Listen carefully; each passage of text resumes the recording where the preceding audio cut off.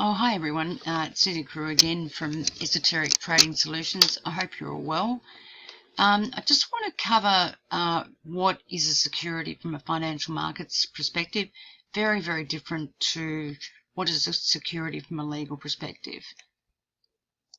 The thing I'd like to emphasize is I'm actually coming from a financial market practitioner's point of view, not from a legal point of view, and I think that's the first caveat. So I do say this with qualification. It's only my opinion, and I'm coming from a financial markets practitioner's point of view. So I know there's been a lot of stuff written out there legally about whether cryptocurrencies are securities or whether they're not. Some are, some aren't.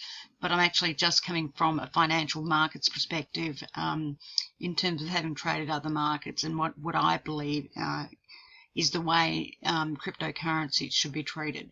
But it is my opinion, and my opinion might be completely wrong. So, but this is what I think in terms of, being in markets since 1987. I could be completely wrong, completely, off the block with this one, but I'll put it out there. Excuse me. I think about things obviously very different to other people out there. I don't even look at YouTubers, and I don't know who's, very good in the cryptocurrency market or anything. So people ask me, would I look at such and such or whatever? I wouldn't have a clue who's popular and who isn't. I only do my own stuff.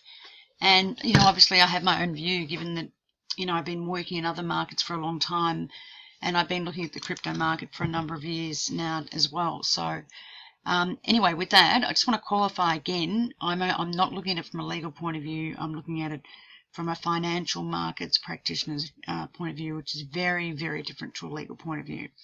So addressing what is security, and as I said, I'm addressing it from a financial markets point of view, and I guess I've worked in markets for a long time, since 1987, and I worked in money markets, fixed income, domestic and global, derivatives markets, swaps, capital markets, equity markets, mortgage-backed securities, commercial-backed securities, CDOs, which are collateralized debt obligations, CLOs, which are collateralized loan obligations, equities, commodities, foreign exchange, you name it, I've done it.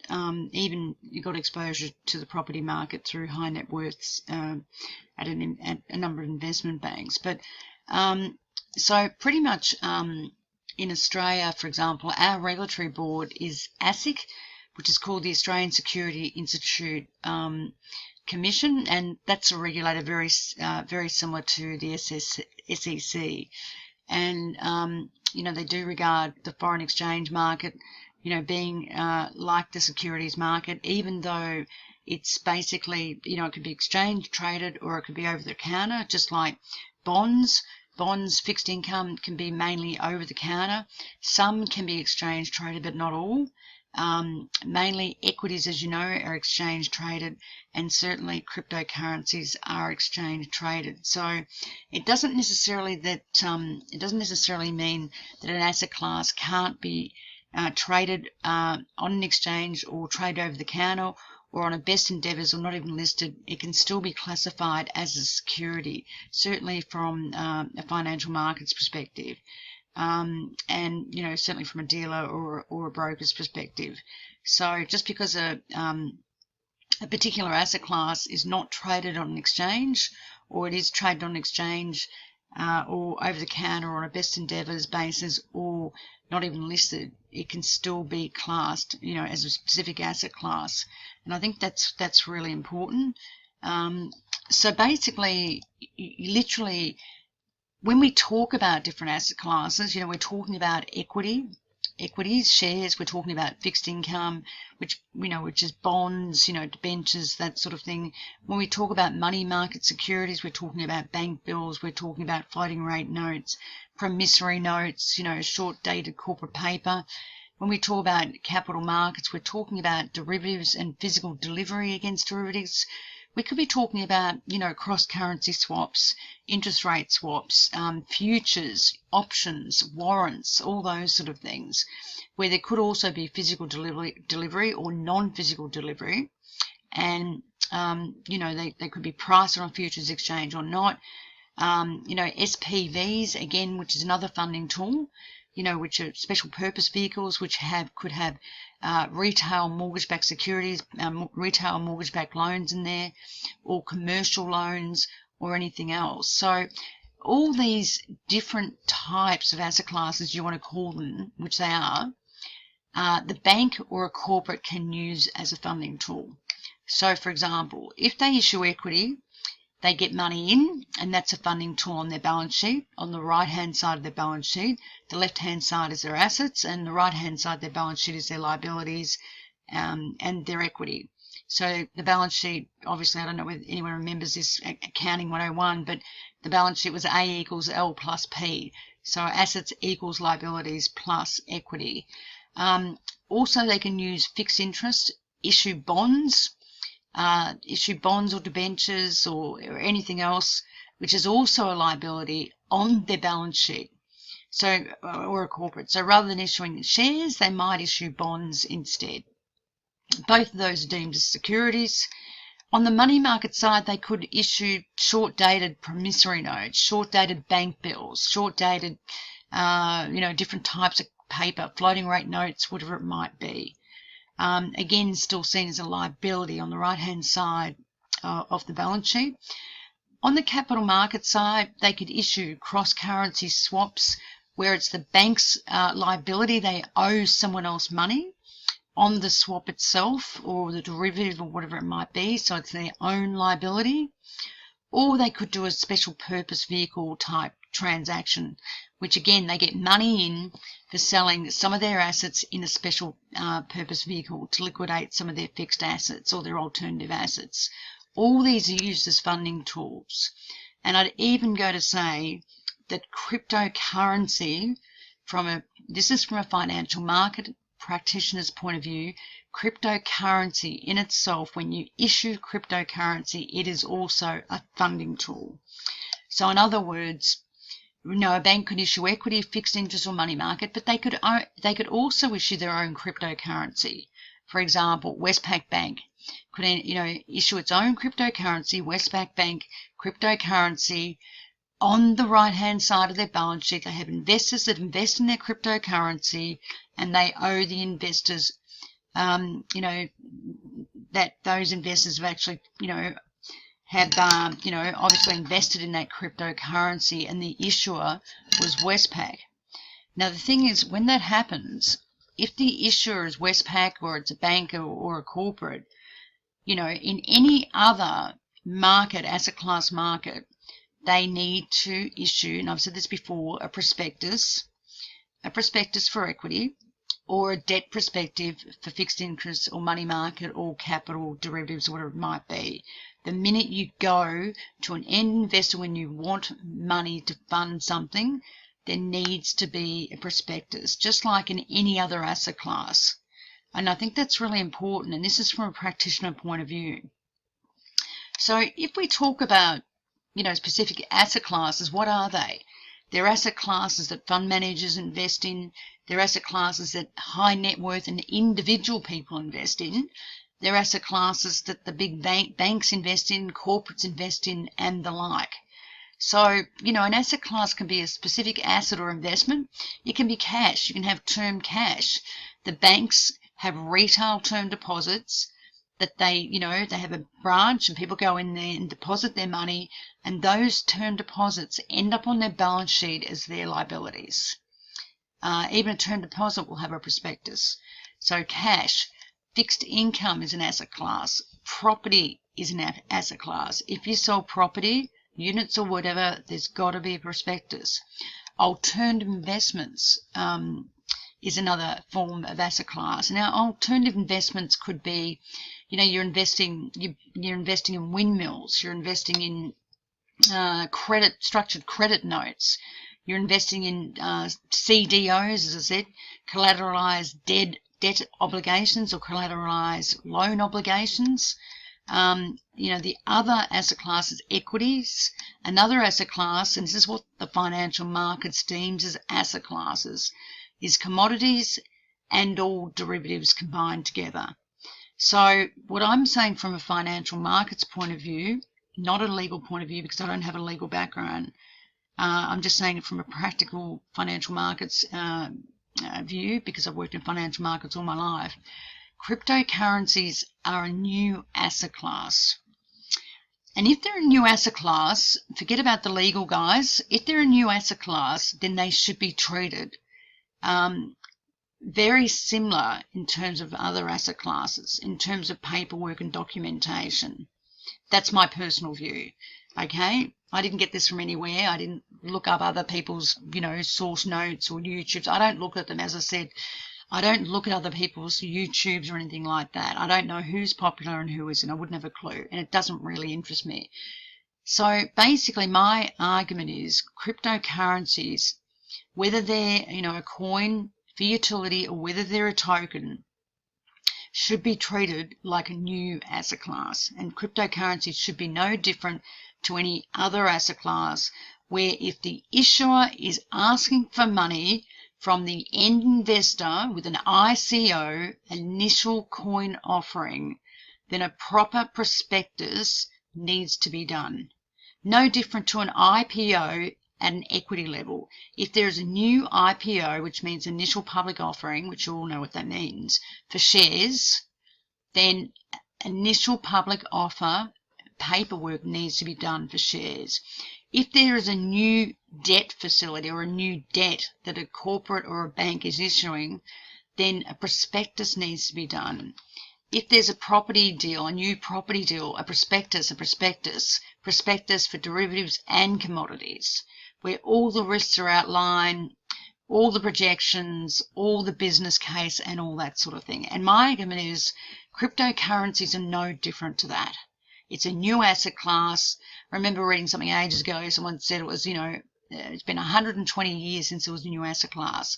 But the reality is, it is a new asset class. It is very different to other asset classes, but it's still an asset class, and it still needs to be treated the same way in the sense that it's getting money from the end investor, and the end investor needs to be protected the same way that, if, say, you as the end investor was going to invest in cash, fixed income, property, alternative investments, equities, commodities, or derivatives. If you're not treated the same way as you are in these other things, these other asset classes, where you get a proper prospectus and you get, a proper initial public offering and proper documentation where it's been audited by auditors, where the responsible officers and the directors and whatnot have signed off, you're running the gauntlet, because otherwise you're investing in stuff and you don't even know whether it's fraud.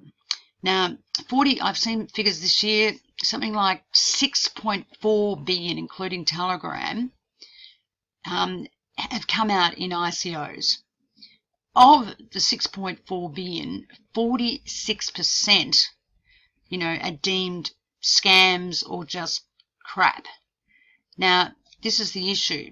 You run the risk as an investor or a trader investing in cryptocurrencies. 46% you run the risk of losing your money because they're scams.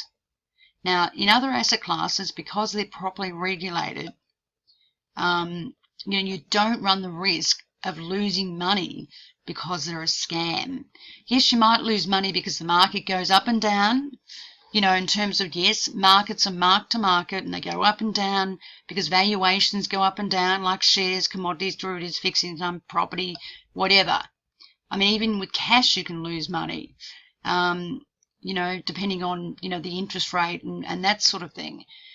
But the reality is, with term cash, actually, and let me be more specific about that, not cash sitting in the bank, but term cash, which means you could be invested in a term deposit. That's, let's be specific about that. The reality is, you run the risk of being an investor or a speculator of losing 46% of your money because it's a scam without even starting in terms of the market risk of that cryptocurrency, whether it goes up and down on the exchange. Now, that shouldn't be the case, and that's what legislation and the Security Exchange Commission is trying to stop the scams that are out there where, people run the risk of losing their money before they even start trading on the exchange, which is just crazy. So from a financial markets practitioner's point of view, I believe that cryptocurrencies are a new asset class and they should be treated the same way. And the issuer or the founder of that coin, the issuer of that coin that gets the money, should be held on the hook, for saying the right thing and for doing and for, creating the right documentation so the end investor is fully informed of the risks and knows exactly what they're going into without there being lies said which are not true, and then a cryptocurrency becomes a scam and they lose their money. That's pretty much where I'm coming from. So,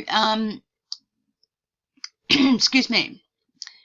In my mind, from a financial markets perspective, and I'll say this again, I believe cryptocurrencies are securities. They're no different to any other funding tool. An ICO brings in money, money comes into the founders, debt brings in money, money comes into whoever issues the crypto, the issuers, the founders, whoever issues the crypto should be on the hook and should write a proper prospectus. There is no doubt in my mind about that. Or a proper IPO, whatever you want to call it. A debt, the originator of the debt, the issuer of that debt, again, needs to write a proper prospectus. Money comes in. Initial public offering for shares, equity, money comes in. All on the liability side of the balance sheet. Property, the same story. Alternatives, the same story. So in my mind, cryptocurrency and, even Bitcoin should be treated as a security. That's my mind. I know there's going to be a lot of people who disagree with me on that, but I'm just saying it literally from a financial markets perspective. And basically, as I said before, if you're a bank or a corporate, you have the option. You could fund with debt, your balance sheet, the right-hand side of your balance sheet, the liability side. You could fund with equity. You could fund with term deposits. You could fund with crypto.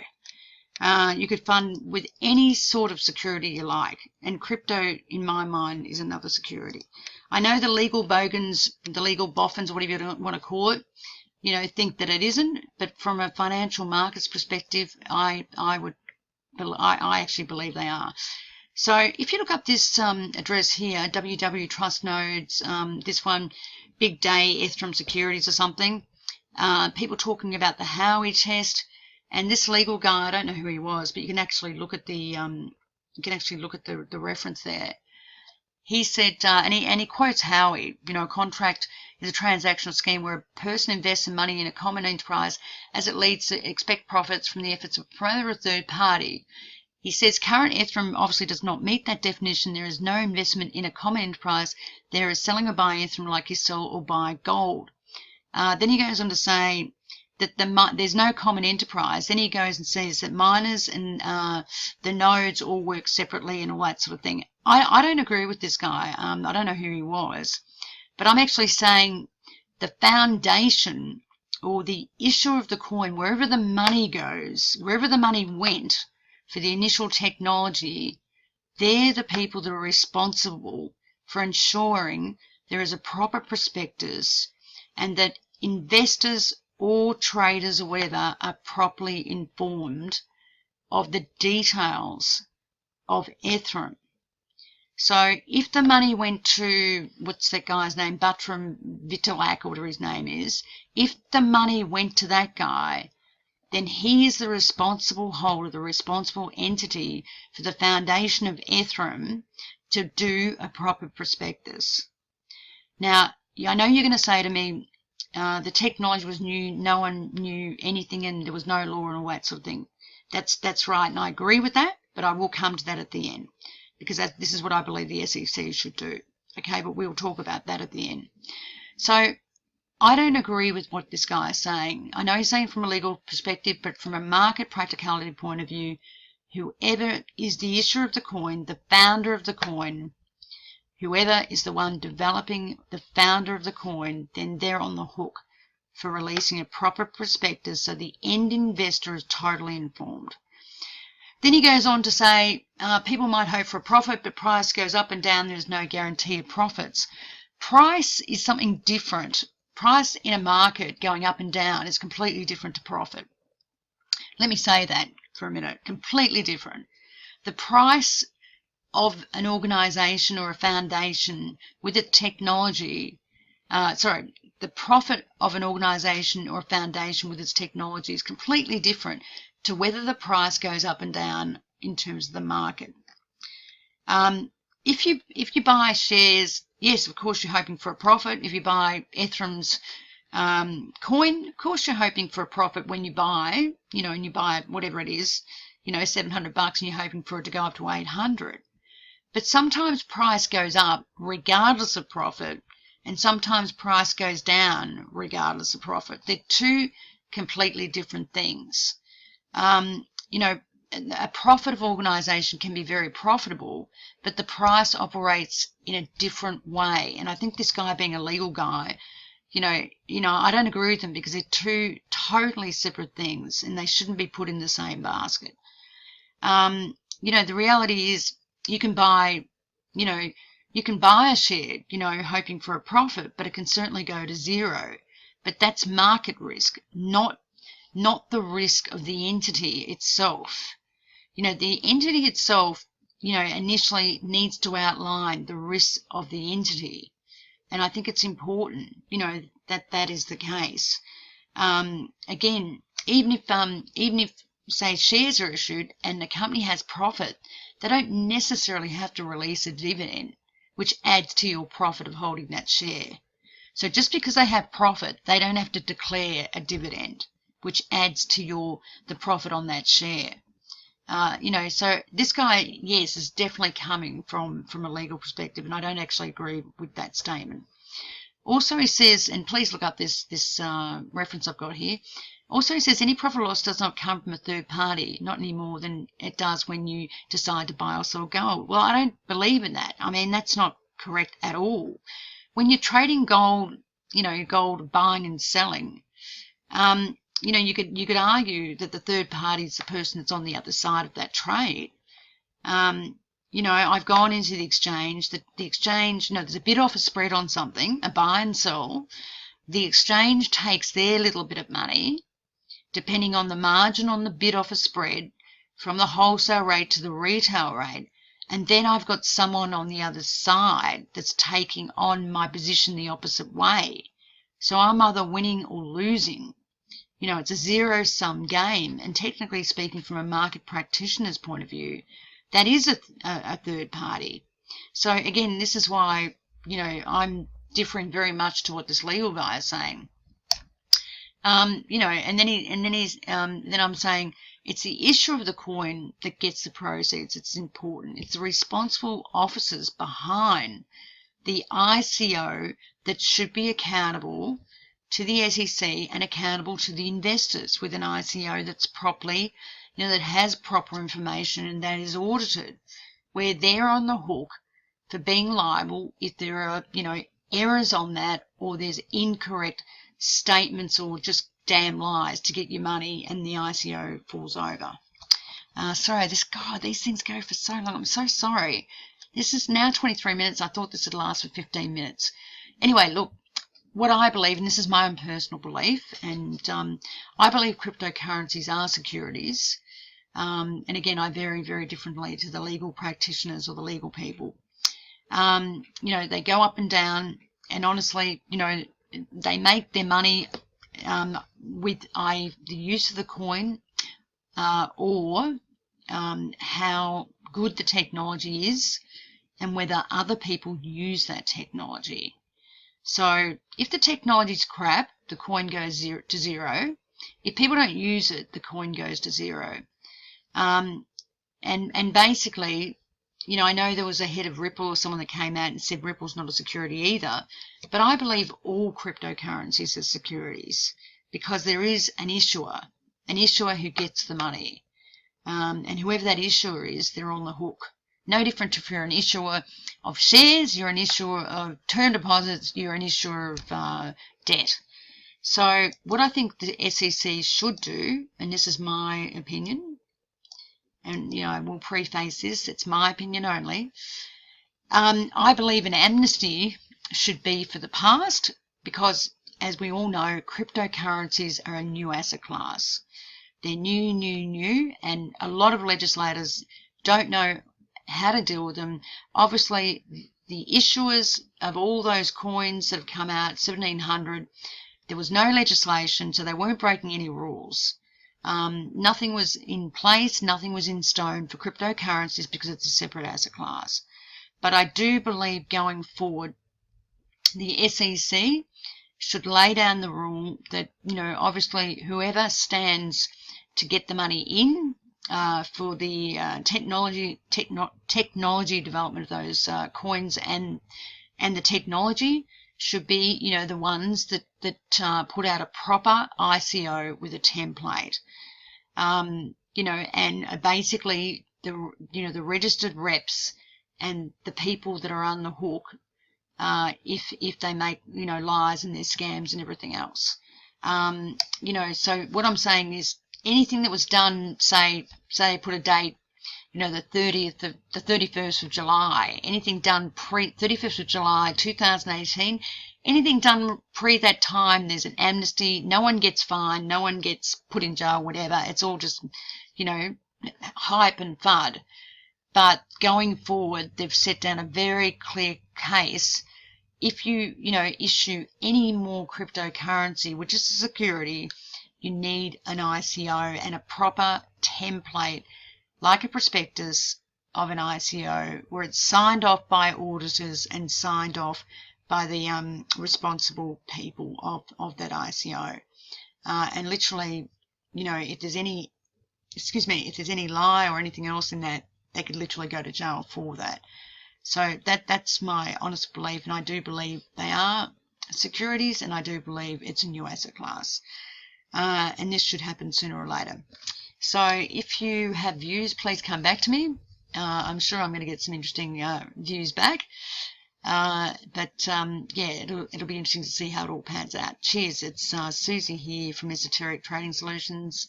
There's my disclaimer, guys. It is my opinion only. I haven't got it from anywhere else, and I hope you're all well. I hope you're all living the life you want to.